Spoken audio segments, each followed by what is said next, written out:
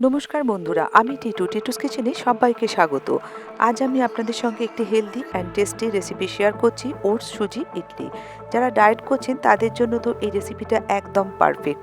আর যারা করছেন না তারা কিন্তু সবসময়ের জন্য এই রেসিপিটা খেতে পারেন। যদি আজকের ভিডিওটা ভালো লাগে তাহলে একটা লাইক, শেয়ার ও চ্যানেলটি সাবস্ক্রাইব করে পাশে থাকা বেল আইকনটি প্রেস করে দিন। যখনই কোনো নতুন ভিডিও আপলোড করব তার ইনস্ট্যান্ট নোটিফিকেশন সবার আগে আপনার কাছে পৌঁছবে। তাহলে দেখে নেওয়া যাক আজকের ইয়ামি ওটস ইডলি। তার সাথে থাকছে একটা পিনাট চাটনি রেসিপি। আজকের ওটস ইডলির জন্য প্রথমেই আমি যে উপকরণটা নিয়েছি, একটা বাটির ভেতরে 1 কাপ ওটস নিয়েছি। এই ওটসটা আমি গ্রাইন্ড করব, কোর্সলি গ্রাইন্ডেড হবে। এটা কিন্তু পাউডার করব না। আমি দেখাচ্ছি কীরকম হচ্ছে। দেখুন, এটা আমার গ্রাইন্ড করা হয়ে গেছে। খুব মিহি করে কিন্তু আমি গ্রাইন্ড করিনি, কোর্সলি গ্রাইন্ড করেছি। এটা একটা বাটির ভেতর আমি ঢেলে নিচ্ছি। ওভেনে একটা প্যান বসিয়ে দিয়েছি। প্যানের ভেতরে 1 টেবিল স্পুন কুকিং অয়েল দিয়ে দিলাম।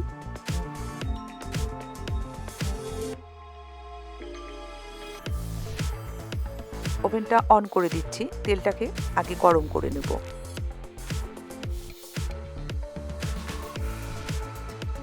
তেলটা গরম হয়ে গেছে।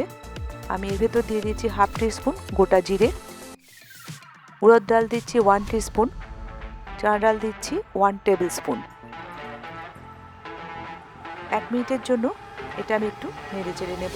ফ্লেমটা কিন্তু এই সময় লো করে দিলাম যাতে এগুলো পুড়ে না যায়। আর 1 টিস্পুন সর্ষে দিচ্ছি, গোটা সর্ষে। সর্ষেটা ক্র্যাকল হওয়া অবধি আমি অপেক্ষা করব।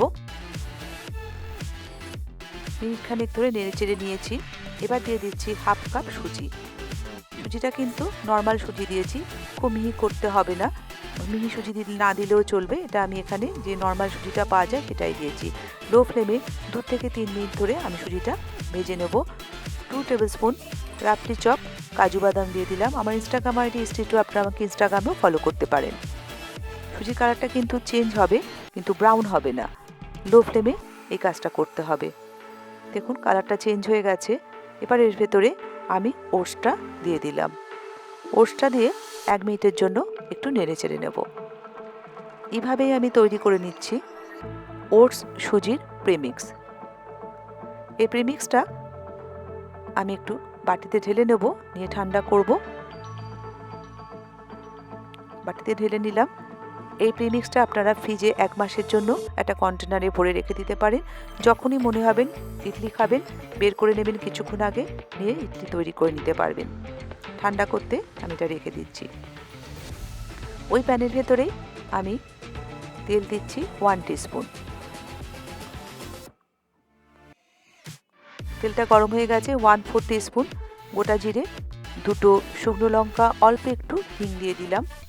আর 50 গ্রাম চিনেবাদাম দিয়ে দিচ্ছি।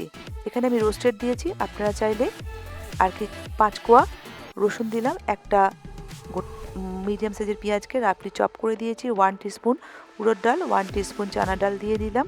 দিয়ে লো ফ্লেমে 2 থেকে 3 মিনিটের জন্য একটু নেড়ে চেড়ে নেব, যতক্ষণ না পেঁয়াজটা সফট হচ্ছে।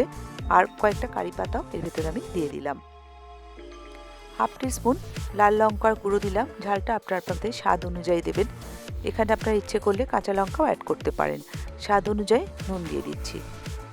লো ফ্লেমে 2 থেকে 3 মিনিটের জন্য সমস্ত উপকরণগুলো আমি নেড়ে চেড়ে নিচ্ছি। অল্প একটু জল দিয়ে দিলাম যাতে পেঁয়াজটা নরম হয়ে যায় আর সেদ্ধ হয়ে যায়। আর 3 টেবিল স্পুন তেঁতুলের কাঠ দিলাম। তেঁতুলটাকে আমি গরম জলে ভিজিয়ে রেখেছিলাম, তারপরে সেই কাঠটা আমি এর ভেতর দিয়ে দিচ্ছি। স্বাদটা ব্যালেন্স করার জন্য আমি এর ভেতরে অল্প একটু চিনি দিয়ে দেবো। ভালো করে নেড়ে চেড়ে নেবো চিনিটা দিয়ে। এটাকে আমি ঠান্ডা করে নেবো, নিয়ে এটার আমি পেস্ট তৈরি করব। ঠান্ডা করে নিয়েছি, নিয়ে এটার আমি চাটনিটা পেস্ট করে নেবো। একটা মিক্সিং জারের ভেতর নিয়ে নিচ্ছি। পেস্টটা দেখাচ্ছি। দেখুন, পেস্ট রেডি হয়ে গেছে, মানে চাটনি তৈরি হয়ে গেছে। একটা বাটিতে চাটনিটা তুলে নেব। এই চাটনিটা কিন্তু এই ইডলির সাথে খেতে দারুণ লাগে। আপনারা বাড়িতে অবশ্যই তৈরি করুন। একটা এর ভেতরে ফোড়ন দিচ্ছি। 1 টিস্পুন কুকিং অয়েল দিয়ে দিলাম। তেলটা যে গরম হয়ে যাবে এর ভেতর দিয়ে দেবো 1/2 টিস্পুন গোটা সর্ষে, 1/4 টিস্পুন উড়দ ডাল আর 10 থেকে 12টা কারি পাতা দিয়ে একটু নেড়ে চেড়ে নেব।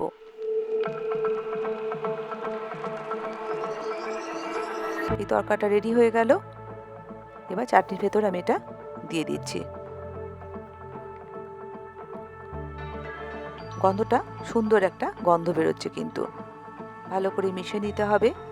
মাঝখানে কারি পাতাটা দিয়ে দিলাম, দেখতে বেশ সুন্দর লাগবে।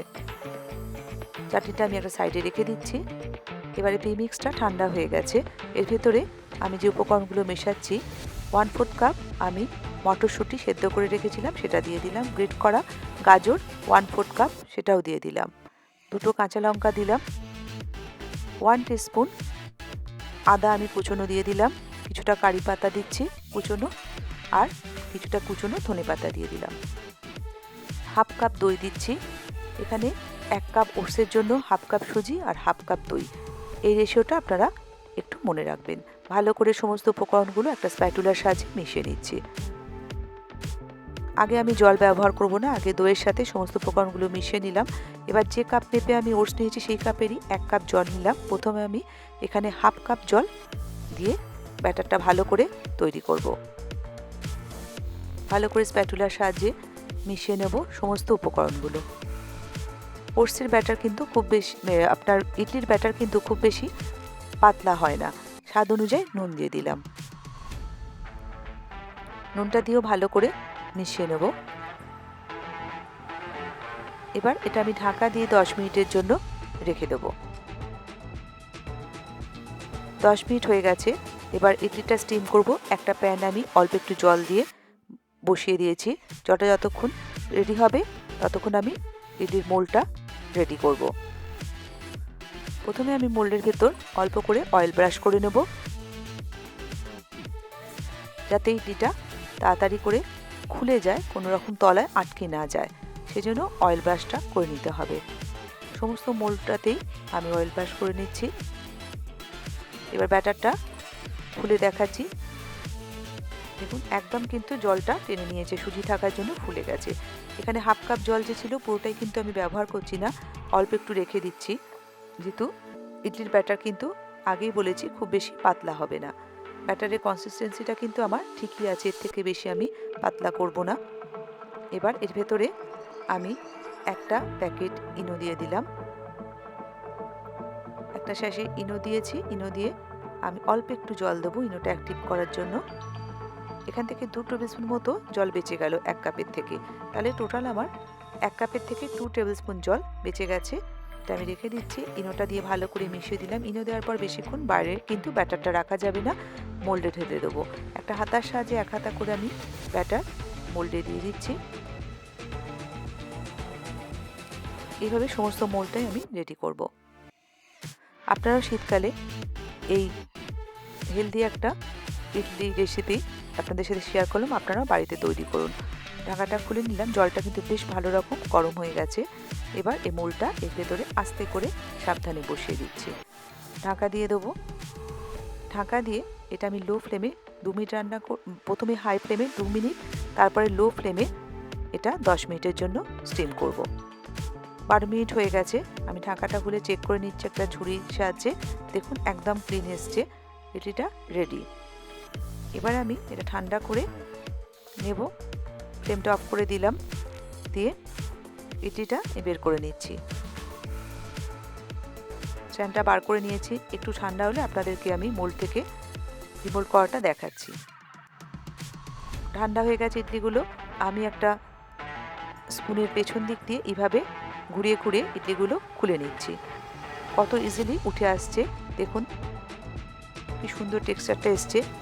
একবারও মনে হচ্ছে না যে এটা ওটস দিয়ে তৈরি করেছি। সমস্তগুলোই আমি খুলে দেখাবো আপনাদেরকে। দেখুন, আর কিন্তু মোল্ডের ভেতর একটুও কিন্তু লেগে নেই, ঠিকঠাকই স্টিম হয়েছে। আপনারাও বাড়িতে তৈরি করুন এভাবে। আমি যেভাবে করলাম একদম এই রেশিওতে করলে আপনাদেরটাও ঠিক এই রকমই তৈরি হবে। আর একটা মোল্ড আমি খুলে দেখাচ্ছি, আর সেটাও কিন্তু দারুণ হয়েছিল। ভিডিওটা দেখার জন্য ধন্যবাদ। নিচের কমেন্ট সেকশনে জানান ভিডিওটা আপনাদের কেমন লাগলো। ভিডিওটি ভালো লাগলে লাইক করবেন, এরকম আরও রান্না দেখার জন্য চ্যানেলটি সাবস্ক্রাইব করবেন। নতুন ভিডিও নোটিফিকেশন পাওয়ার জন্য পাশে বেল আইকনটি ক্লিক করে দিন।